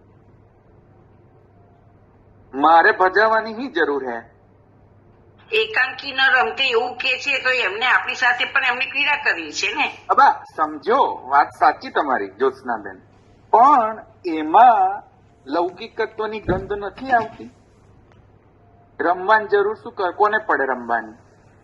જે પોતે આપ્તકામ ન હોય, પોતાની જાતે સેટિસ્ફાઈડ ના હોય પોતાનામાં જ, એ રમવાની ઈચ્છા કરે. લાવ મજા નહીં આવતી, સાલું આપણે રમો બહાર જઈને બીજાની જોડે. ધવલભાઈ આપણી અંદર તો તામસ ને રાજસ ને બધા ગુણો છે અને એ તો બધા ગુણોથી પર છે, નિર્ગુણ એકદમ સ્વરૂપે. તો એટલે જ તો કહી રહ્યો છું ને જ્યોત્સનાબેન, બધા ગુણોથી પર થઈને ફરી ઈચ્છા કેમ કરે છે? ઈચ્છા તો એને થાય જે ગુણથી અધીન હોય. બધા ગુણો ઈચ્છા કેમ કરે છે પાછી વળી પાછી? હવે તમારે જવાબ આપવો પડશે. પૂર્ણ બ્રહ્મ અપૂર્ણ સારા આર્ગ્યુમેન્ટ કરે. કરો એવી રીતે આર્ગ્યુમેન્ટ. નિષ્પ્રયોજન લીલા કરવી છે. ના તમે બધા પૂર્વ પક્ષી બનો. એ પોતે જ એકમાંથી અનેક થાય છે. બનો નહીં હમણાં. જો પૂર્વ પક્ષી બનો.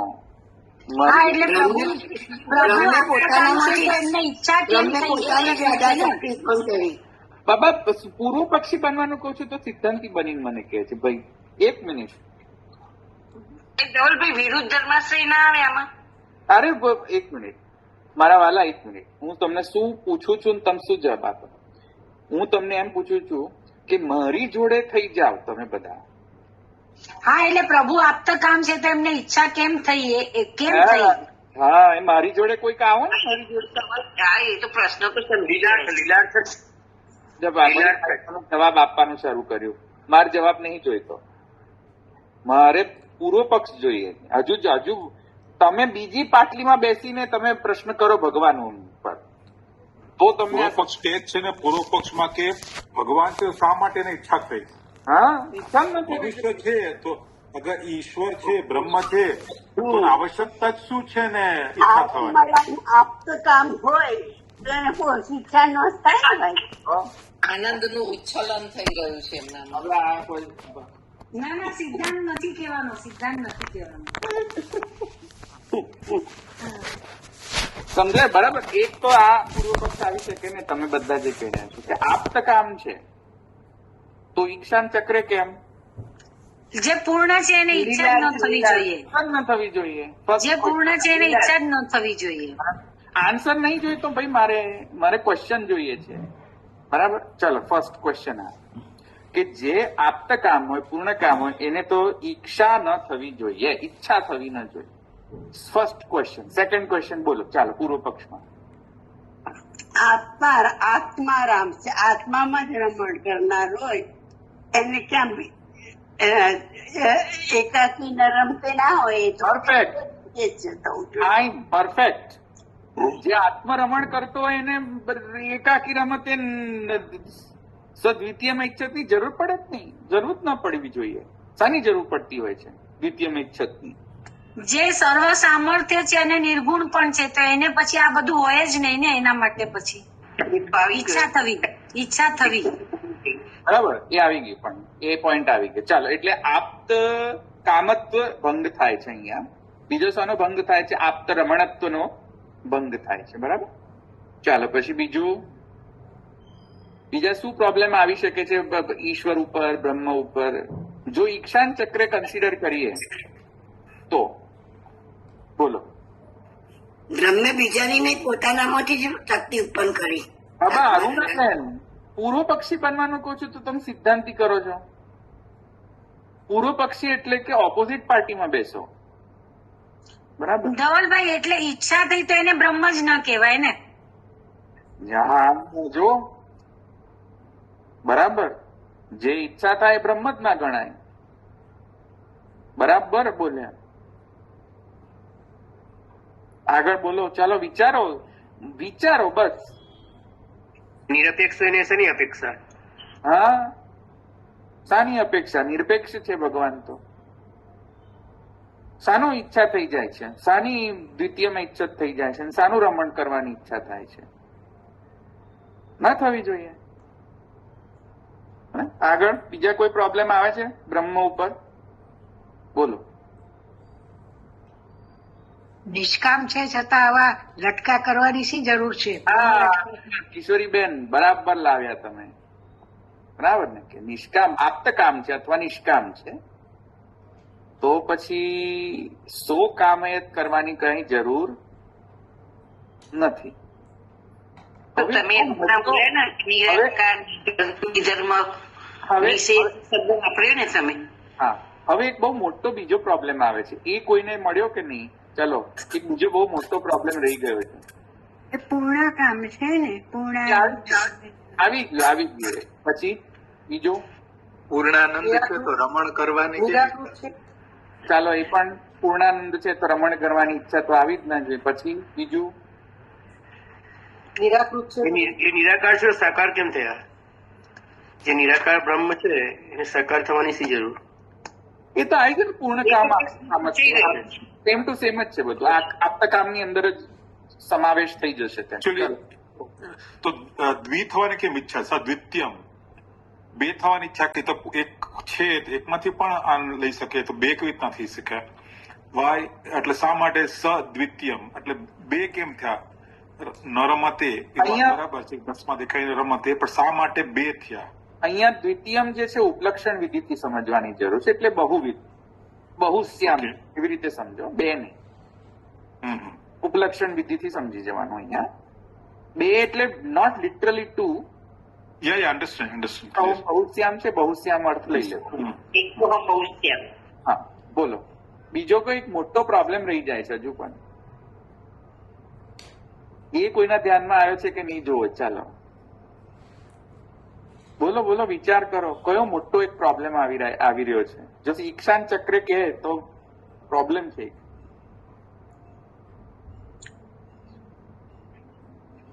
એ ભ્રમ છે એકલા એકલા રમી જ શકે ને. ઠીક, એ તો આવી ગયું. સામર્થ્ય પણ છે, બધું જ છે, તો શું કરવાની જરૂર છે. પણ એક બીજો એક પ્રોબ્લેમ છે મોટો. પછી અંશ અને અંશી જે આપણે કહીએ છીએ એવું કઈ રહે જ નહીં ને એમાં. ઈચ્છા થવી જ ના જોઈએ ને. ઠીક, બીજો કોઈ? હજુ મારે જે જોઈએ છે આવી નથી રહ્યો જવાબ. ના, એટલે અમે એ જ લાઈન ઉપર જવા પ્રયત્ન કરીશ કે શું રહી ગયું. What is missing એમ. ઈચ્છા કરવાથી લૌકિકત્વ આવી જાય છે. અલૌકિકત્વનો જે પ્રભુનો સ્વરૂપ છે એ વયું જાય છે. લૌકિક ભાવ આવી જાય છે. બધા જવાબ આવી. પ્રભુ અપ્રાકૃત છે, અપ્રાકૃત છે, તેમને કઈ જરૂર ના હોય. અરે આ પાછા અરુણાબેન, જ્યોત્સના અરે હું કઉ છું ઓપોઝિટ પાટલીમાં બેસો તો અરુણાબેન પાછા પેલી પાટલીમાં બેસી જાય છે. હું છું કે બીજી પાટલીમાં બેસો. તમને લોકોને પૂર્વ પક્ષી બનાવવાને બહુ ડિફિકલ્ટ છે યાર. હવે તમારી મુઠ્ઠી ખોલ. મંડન કરતા શીખવાડો, ખંડન કરતા શીખવાડો તમે. તમારી કટારી ખોલો હવે. ચલો ધવલભાઈ. એક રહી ગયો છે, હજુ વિચાર કરો ને, હજુ થોડોક ટાઈમ લો. હજુ એક રહી ગયો. ધવલભાઈ જરા હિન્ટ આપો ને. હિન્ટ આપો ધવલભાઈ. હિન્ટ આપો? હા, જરા હિન્ટ આપો ને. હા, હિન્ટ આપો. ચાલો, એક માંથી અનેક થવું હોય તો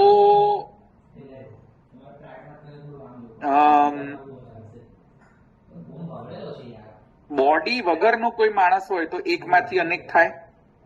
પ્રાકૃત અપ્રાકૃત. પ્રભુ પ્રાકૃત અપ્રાકૃત. છે ને. સાકાર હોય તો સાકાર છે પ્રભુ, એટલે જ સાકારત્વ છે તો પ્રોબ્લેમ શું આવે છે પણ એ મને કયો ને. આક્ષેપ શું આવે છે બ્રહ્મ ઉપર? એટલે પ્રાકૃત થઈ ગયા ને પછી તો અપ્રાકૃત ના રહ્યા એમ. જો હું તમને સમજાવું, હું હવે કહી દઉં જવાબ, કારણ કે બહુ થઈ ગયું. હું જાણવા માંગુ છું, અમને ખ્યાલ નથી આવતો. ભલે કઈ વાંધો તમે કહેશો તો અમને તરત સ્ટ્રાઇક થશે. ભલે ભલે બરાબર. બ્રહ્મ ઉપર સાવયવત્વનો દોષ આવી શકે છે. અવયવત્વ, અવયવ હોય, ઓર્ગન્સ હોય, પાર્ટ હોય, એને ડિવાઈડ કરી શકતા હોય તો ડિવિઝિવ હોય. મ્યુટ કરો. બ્રહ્મ ડિવિઝિવ હોય. બ્રહ્મને તમે છેદન કરી શકતા હો, ભાગલા પાડી શકતા હો. અવયવ હોય તો આનંદ માત્ર કરપાદ મુખોદરાથી બોલીએ છીએ. એક મિનિટ, જંપલાઓ નહીં હમણાં, મારી વાત પૂરી સાંભળી. તો અવયવત્વ હોય, બ્રહ્મમાં જો અવયવ હોય તો એ અવયવ વાળો જે વ્યક્તિ છે એ રેપ્લિકેટ થઈ શકે. અવયવ જ ના હોય તો રેપ્લિકેટ કઈ રીતે કરશો? નહીં થાય. જો હવે અવયવ માનો કે બ્રહ્મની અંદર અવયવ છે તો મહા પ્રોબ્લેમ. તો આખો એક સાવયવત્વ જો કન્સિડર કર્યો ને કે બ્રહ્મમાં સાવયવત્વ, સાવયવ એટલે અવયવ સહિત જો છે તો પ્રોબ્લેમ શું આવે કે બ્રહ્મની જે ઇન્ટિગ્રિટી છે, હોમોજીનિયસ નેચર બ્રહ્મનો છે, ભંગ થઈ જાય. એટલે બ્રહ્મની જે તમે લોકો જે દર વખત કહો છો ને કે આનંદ કરપાદ મુખોદરાદિ, ભંગ થઈ જાય. બ્રહ્મનો જે હોમોજીનિયસ સ્ટ્રક્ચર છે ભંગ થઈ જાય. બ્રહ્મ એક મિકેનિકલ પાર્ટ થઈ જાય, કાર જેવું થઈ જાય. 4-5 પુર્જાને જોડીને એક વસ્તુ બનાવેલી હોય એવો બ્રહ્મ થઈ જાય. જેમ કારને બનાવવા માટે કેટલી બધી મિકેનિકલ પાર્ટ્સની જરૂર પડે, બધા મિકેનિકલ પાર્ટ્સને તમે જોડો પછી કાર તૈયાર થાય. અને એને ડિસઇન્ટિગ્રેટ કરો તો કાર જતી રહે. અચ્યુતમ કેશવમ થઈ જાય કારનું. એવી રીતે જો બ્રહ્મ સાવયવત્વ થઈ જાય તો બ્રહ્મને જોડવા માટે જ્યારે જોડાય ત્યારે બ્રહ્મ સિદ્ધ થઈ જાય અને ડિસઇન્ટિગ્રેટ થાય તો બ્રહ્મ અચ્યુતમ કેશવમ થઈ જતો રહ્યો બ્રહ્મ. તો એવું છે બ્રહ્મના નિત્યતા ઉપર પ્રશ્નચિહ્ન થઈ જાય. બ્રહ્મ નિત્ય નહીં રહી જાય, નિત્ય નહીં રહી જાય, અનિત્ય થઈ જશે, નશ્વર જેવું થઈ જાય. અચળ થઈ જાય, આપણા જેવા થઈ જાય બ્રહ્મ. સા અવયવત્વ જો કન્સિડર કર્યું તો બધા જ પ્રોબ્લેમ્સ પછી આવે બ્રહ્મ ઉપર. કારણ કે અવયવ જ ના હોય તો રેપ્લિકેટ કઈ રીતે કરે કયો તો મને? નહીં કરી શકે. અવયવ માનવું જ પડશે. હવે સમજાય છે આ પ્રોબ્લેમ કેટલો સિરિયસ પ્રોબ્લેમ છે. બ્રહ્મનો નિર્ગુણ નિષ્કામત્વ પર પ્રશ્નચિહ્ન છે. બ્રહ્મના સા અવયવત્વની નો દોષ આવે છે. બ્રહ્મના નિત્યત્વ પર દોષ આવે પ્રશ્નચિહ્ન આવી જાય છે કે નિત્ય નહીં રહી જાય બ્રહ્મ. કારણ કે જે સા અવયવ હોય નિત્ય નહીં રહી જાય. હે તું હા સા અવયવત્વ નિત્ય નહીં રહી જાય કારણ કે તેના ડિવિઝન તમે કરી શકો છો. ડિવિઝિવ નેચરનો છે. સમજ્યા? એક કોર્સ ધવલભાઈ, જો પ્રભુ નિરાકાર સાકાર થાય તો સાવયવ ના થાય. ના ના બાબા, હું અત્યારે પૂર્વ પક્ષીમાં છું. હું સિદ્ધાંતી નથી થઈ રહ્યો. હું અત્યારે પૂર્વ પક્ષીની વાત કરી રહ્યો છું. સમજ્યા? અત્યારે સિદ્ધાંત તો પછી કહીશું. આ દોષ ખબર પડી તમને? આ દોષ નહીં ખબર પડે તો આગળ નહીં સમજાય ગોકુલેજીની ટીકા. આ ગોકુલેજી જે કહે છે ને નીચે અસ્થુલમ અનણુ અરસ્વમ ઇત્યાદિ આદ્યા શ્રુતયા એવ પ્રમાણત્વેન અંગીક્રિયંત ઇતિ કથમ ન નિરાકારત્વ સિદ્ધિ. આ તમને સમજાવી રહ્યો છું. તમે પેલો રેપ્લિકેટ શબ્દ વાપર્યો ને ધવલભાઈ, હા એટલે શું? અચ્છા, રેપ્લિકા એટલે પોતાની કોપી બનાવવી. ઓકે, પોતાની કોપી બનાવી. એટલે તો પછી એકના બે એવું થઈ ને? એકના બે. બરાબર. અહીંયા અમીબાનું ઉદાહરણ લઈ શકાય કે અમીબામાંથી હા, રેપ્લિકેશન. રેપ્લિકા એટલે કે પોતાની કોપી. ક્લોનિંગ નથી એ રીતે. પ્રતિબિંબ ને પ્રતિબિંબ. ના, પ્રતિબિંબ નહીં, કોપી. Okay okay, sorry. એના જેવું છે. રાઈટ? મલ્ટિપલ કોપી કરાવી હોય, ઝેરોક્સ કોપી કરાવી તો એકમાંથી ઝેરોક્સ કોપી નીકળે કે તો બધી કેટલી બધી નીકળે. એવી રીતે જે અવયવ સાથેનો એની જ કોપી નીકળે. અવયવ સાથેનો ન હોય એની કોપી જ નીકળે નહીં.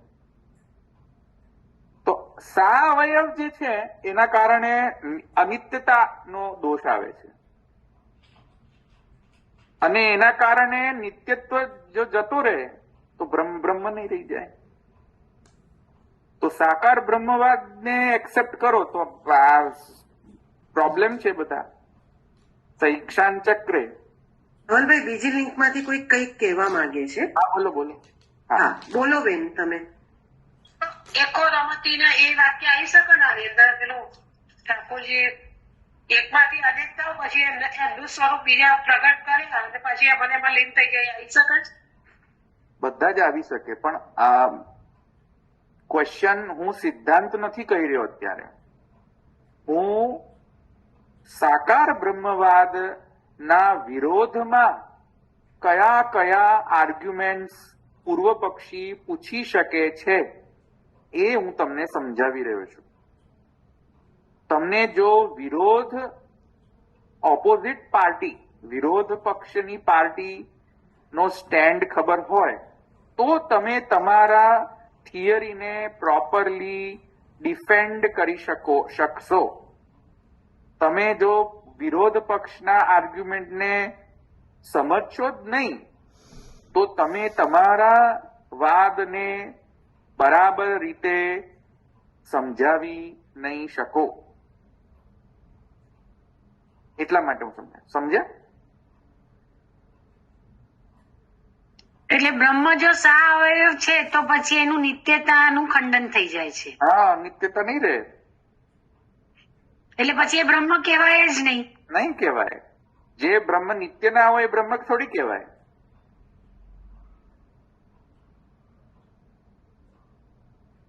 સમજ્યા ને? અનિત્યતાનો દોષ આવી જાય, પ્રસંગ આવી જાય. અચ્છા, અંશાંશી વાત કરો તો પણ અનિત્યતાનો દોષ આવી. અંશ, what do you mean by અંશ? દેટ મીન્સ કે તમે સાવયવ છો તો જ તો અંશ પ્રકટ થાય, નહીં તો અંશ કઈ રીતે જે અવયવ સાથેનો એનો જ અંશ પ્રકટ થાય, નહીં તો અંશ પ્રકટ ન થાય. પછી હવે તમારે આ સિદ્ધાંતમાં આવું છે? ના, આજે નહીં આવો, તમને તડપાઈશ નેક્સ્ટ વીકમાં. હિન્ટ તો આપી દો યાર, એવું થોડું કરે. અઠવાડિયા સુધી પૂરા પાડું. ના, હવે થોડું પ્રસવ પીડા સહન કરો, બરાબર ને? તો અંશ અંશી, તો પછી અંશ કેવી રીતે થાય? જયારે અવયવ હોય તો અંશ પ્રકટ થાય, અવયવ જ નહીં તો અંશ કઈ રીતે પ્રકટ થાય?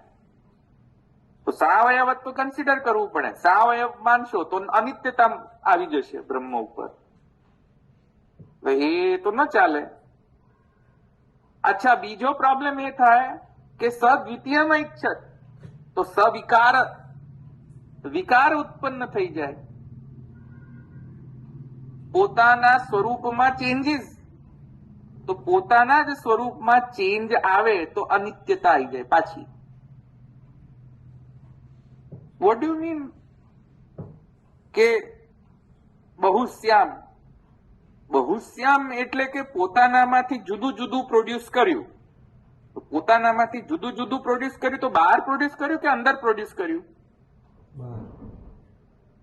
બહુશ્યામ, બહુ થયું, બહાર થયું ને? તો બહાર થયું હોય તો બહાર સેટેનિક સ્પેસ હતી કે એની સ્પેસ હતી? કઈ સ્પેસમાં? બ્રહ્મની બહાર તો કોઈ સ્પેસ છે નહીં.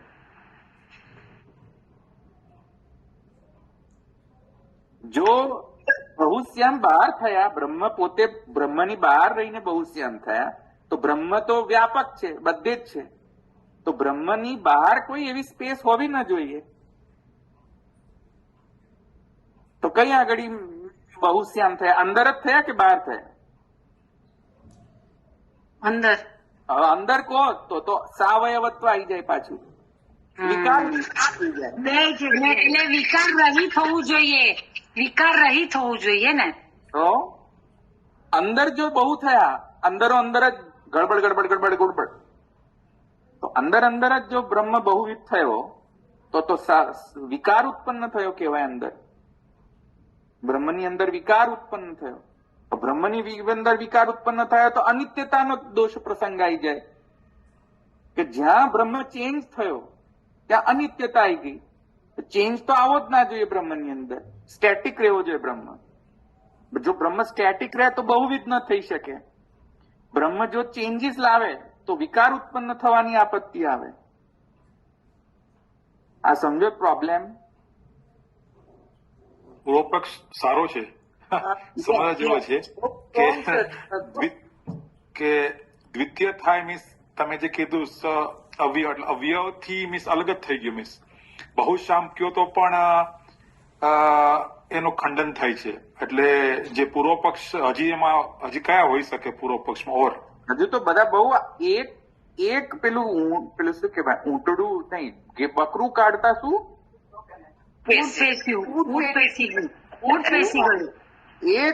એક જ દોષ તમે અંદર લાવો ને બ્રહ્મમાં, એક જ દોષ, પછી ગયો આખો બ્રહ્મ, પછી બધું એટલે એ નિર્દોષ રહે જ નહીં એમ, નિર્દોષ જ ના રહે. હા, એક દોષની આપત્તિ લગાવો ને એટલે પછી બીજા બધું ઊંટડા ઘૂસી જાય અંદર. એક જ બકરું ને કાઢતા પછી ઊંટડું ઘૂસી જાય. તો હવે નિર્દોષ ને કેવી રીતના સાબિત કરવાનું? હા, હવે કરીએ ને, તો હવે નેક્સ્ટ ટાઈમ કરશું આપણે. આ ગોકુલેશજીના વચન છે એની પર જાઓ તો ખબર પડે ગોકુલેશજી શું કે. નનુ નિરાકારવાદી બિરપી નિરાકાર પ્રતિપાદને અસ્થુલમ અનણુ હરસ્વમ ઇત્યાદિ આદ્યા श्रुतय एव प्रमाणत्वेन अङ्गीक्रियन्त इति कथं न निराकारत्व सिद्धिः इति चेत् अत्र वदामः निराकारत्व प्रतिपादिका अपि श्रुतयो ब्रह्मणि देवादि आकारवत् प्राकृत आकारत्वमेव निषेधन्ति न तो आनंद मात्र करपाद मुखोदरादित्वम। આની ઉપર તમે જઈને પોતે હવે ડિસ્કશન કરજો. આટલી જ વાત છે, આ 4 જ લાઈન છે, એમાં જ બધું આન્સર આવી જાય છે. આ ગોકુલેશજી નો આન્સર. ગોકુલેશ ધવલભાઈ 4 લાઈન નો સ્ક્રીનશોટ મૂકો ને. અરે અચ્છા, એક મિનિટ મૂકું, એક સેકન્ડ. હવે તમે આને ડિસ્કસ કરો તમારા બધા ગ્રુપની અંદર. આ એકમાં મોકલી આપું છું, પછી બીજા બધા એમને છે ને તમે રેપ્લિકેટ કરી દો. આ મૂકી દીધો તમને. હા, એડમિન ને આપશો તો અમને મળી જશે.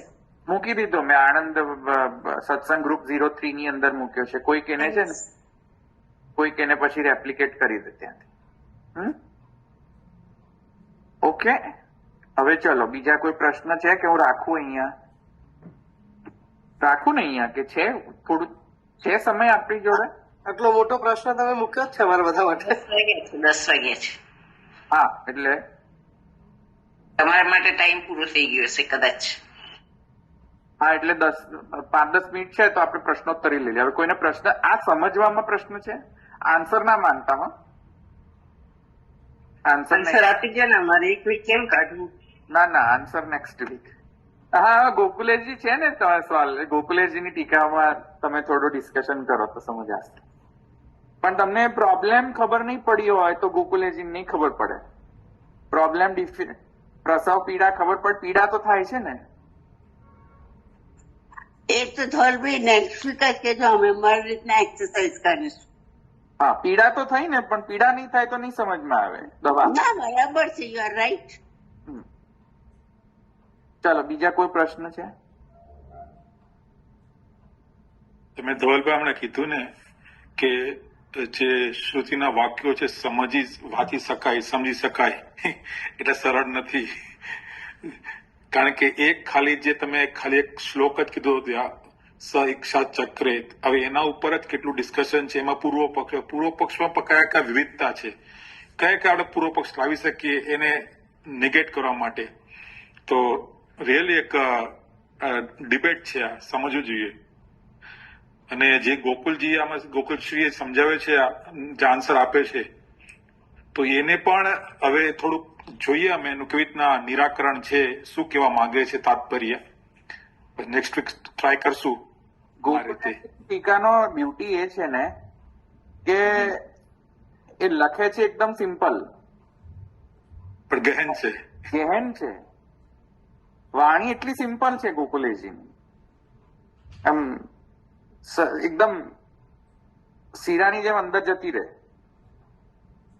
તો પછી એ અંદર જવાની પછી ડાયજેશન ઇઝ ડિફિકલ્ટ. હા, જતું તો રહે અંદર, ખબર ના પછી વાંચવામાં સરળતા ના લાગે. હા, સિમ્પલ લાગે કે ગોકુલેશજી આ બહુ ઇઝી ટીકા છે. વાંચવામાં સરળતા લાગે, સમજવામાં સરળતા ના લાગે. હા, પણ એ સારો પ્રશ્ન ઉત્પન્ન કર્યો છે ગોકુલેશજીએ.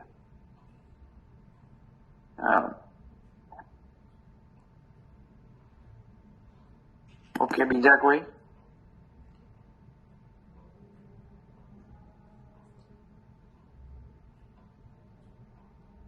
ભલે, તો કોઈ પ્રશ્ન ના હોય તો પછી આપણે અહીંયા રાખીએ.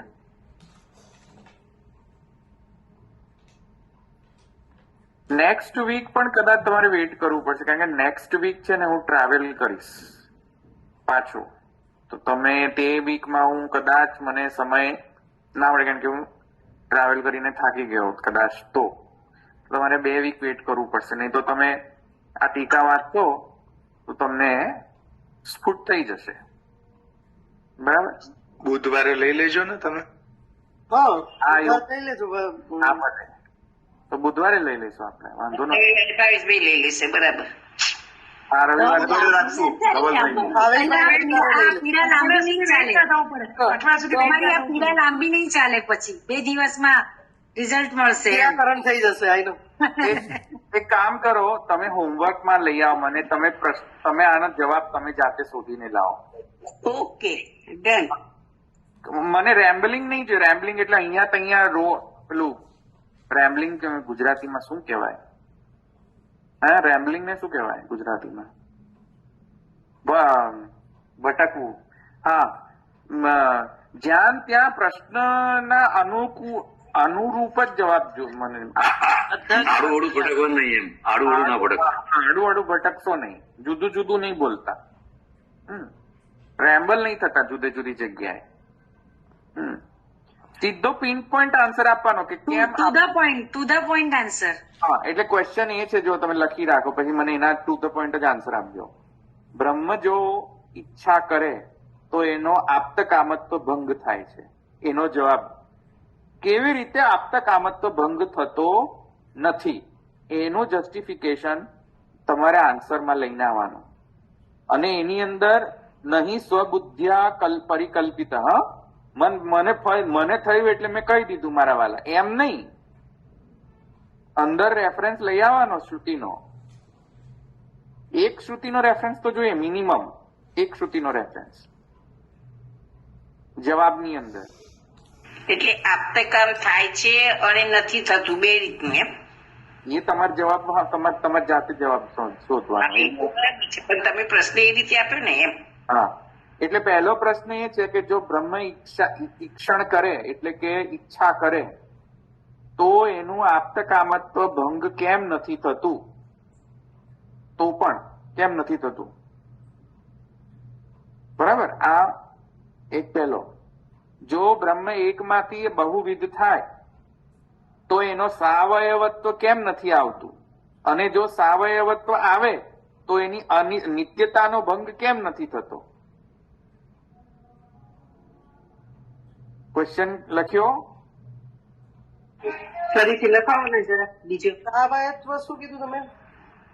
જો સાવયત્વ ભંગ નથી થતું એમ. હા, જો સાવયવત્વ બ્રહ્મનું ભંગ કેમ નથી થતું? અને જો ભંગ નથી થતું તો નિત્યત્વ કેવી રીતે સિદ્ધ રહે છે? બરાબર. અથવા તો સાવયવત્વ છે, માની લો કે હા ઠીક છે, કાંઈ વાંધો નહીં, બ્રહ્મની અંદર ડિવિઝન છે, તો નિત્યતા કઈ રીતે જળવાઈ રહેશે? સમજ્યા? કારને સમજો. કારમાં બધી કાર બને છે કઈ રીતે? એસેમ્બલ કરીને બને. હા, એસેમ્બલ કરો તો કાર બની જાય, ડિસેમ્બલ કરો તો કાર ન રહે, ક્રેશ થઈ જાય. એવી રીતે બ્રહ્મ જે છે એસેમ્બલ્ડ વસ્તુ છે. જુદા જુદા સ્પેર પાર્ટ્સ ને જોડીને એસેમ્બલ કરીને બ્રહ્મ બનાવો અને પછી તમે એમ કહો કે હવે તો શું કહેવાય, એકો હમ બહુશ્યામ, અને એમાંથી એક ટુકડો કાઢો અને એનો અંશ બનાવીને જીવ રૂપે ઉત્પન્ન કરો. તો ટુકડો તો કાઢ્યો કે નહીં અંદરથી? જીવનો ટુકડો તો કાઢ્યો કે નહીં અંદરથી? હા, તો સાવયવત્વ આવી ગયું ને, ટુકડો કાઢ્યો એનો મતલબ કે એક જગ્યા એવી છે, એનું અંગ થઈ ગયું ને, એનું અંગ થઈ ગયું, અંગ થઈ ગયું. હા, સમજ્યા કે નહીં? સાવયવત્વ નો દોષ આવે છે. એ મલ્ટીપ્લિકેશન થી થાય છે ને, પણ ડિવિઝન કે સબસ્ટ્રેક્શન થી નથી થતા. મલ્ટીપ્લિકેશન એ તમે જવાબ લખીને શ્રુતિની અનુકૂળ જવાબ લખજો. પોતાની શ્રુતિને કોટ કર્યા વગર જવાબ નહીં આપતા. બસ, બરાબર છે? એ તમે જવાબમાં લખજો. તમે આ બે પ્રશ્ન થયા ને, બે પ્રશ્ન જવાબ લઈ આવજો. બસ વિચાર કરજો. આ છે ને ધવલભાઈ, પછી ક્લાસ ઘર લેશો ને કે રવિવારે? હા, બુધવાર. આ જે છે ને અવિરોધાધ્યાય ની અંદર મહાપ્રભુજી આના બધા પ્રશ્નોનો જવાબ જે છે અવિરોધ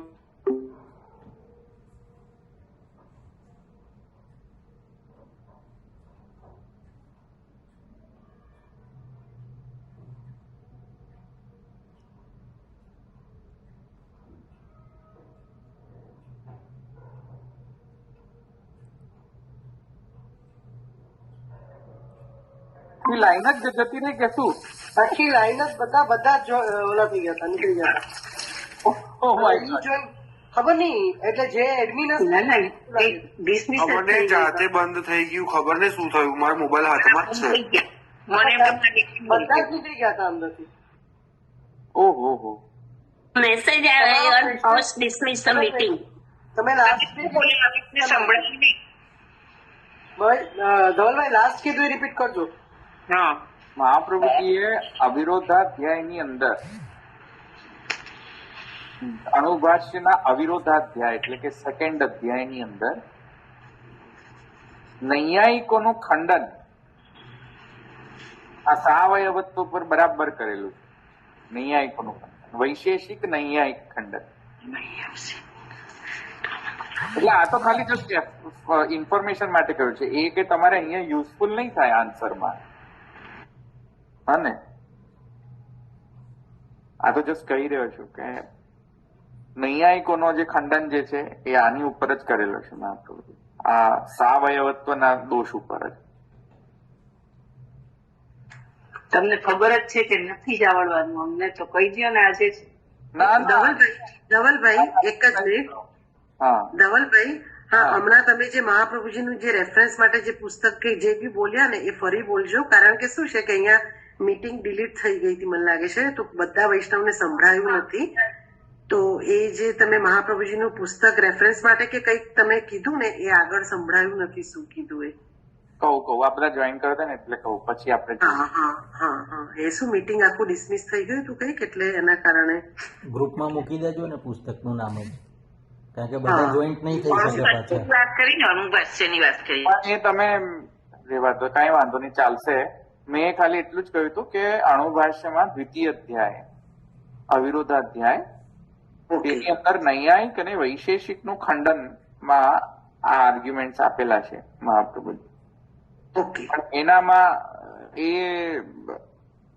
એના આર્ગ્યુમેન્ટ એ જે આર્ગ્યુમેન્ટ જે છે અહીંયા તમને ઉપયોગી નહીં નીવડે, કારણ કે બ્રહ્મ અલગ છે અને નૈયાયિકોનો જે અણુ જે છે ધ સ્મોલેસ્ટ યુનિટ જેમાંથી જગત પ્રકટ થાય છે એ અલગ છે એ લોકોનો. તો તમારા જે લેક્ચર છે એમાંથી અણુભાષ્ય ઉપર કઈ ના કરો, કઈ નહીં, તમે બસ પ્લેન વિચાર કરો બસ પહેલા તો. એટલે અમારે કઈ દિશામાં વિચારવાનું છે એ મહત્વની વાત તો ત્યાં છે. તમે બે પ્રશ્ન આપ્યા પણ એને આન્સરિંગ કરવા માટે એટલે શું ફોલો કરવાનું છે વાંચનમાં? ગોકુલેશજીની ટીકાને ફોલો કરો. ઓકે ઓકે, હા, અંદર રિફર કરો, ગોકુલેશજીની સ્ક્રીનશોટ આપે છે ને, હા હા, એને તમે ક્રિટિકલી એનાલાઇઝ કરજો. એવું નહીં કે ખાલી ટ્રાન્સલેટ કરીને છૂટી ગયા. હા ને, થોડો વિચાર કરો ને તો આવડશે. ચાલો અહીંયા રાખું. દ્રઢઈના ચરણ ન કેરો ભરોસો, દ્રઢઈના ચરણ ન કેરો, શ્રીવલ્લભ નખ ચંદ્ર છટાબિન સબ જગમાં જ અંધેરો ભરોસો, દ્રઢઈના ચરણ ન કેરો, साधन और नहीं या कली में जासू हो यनिवे, सूर का कहे दुर्दांधरो, बिना मोल को चेरो भरोસો, પ્રણય ચરણ કે. શ્રી વલ્લભાધીશ. જય શ્રી કૃષ્ણ, જય શ્રી કૃષ્ણ.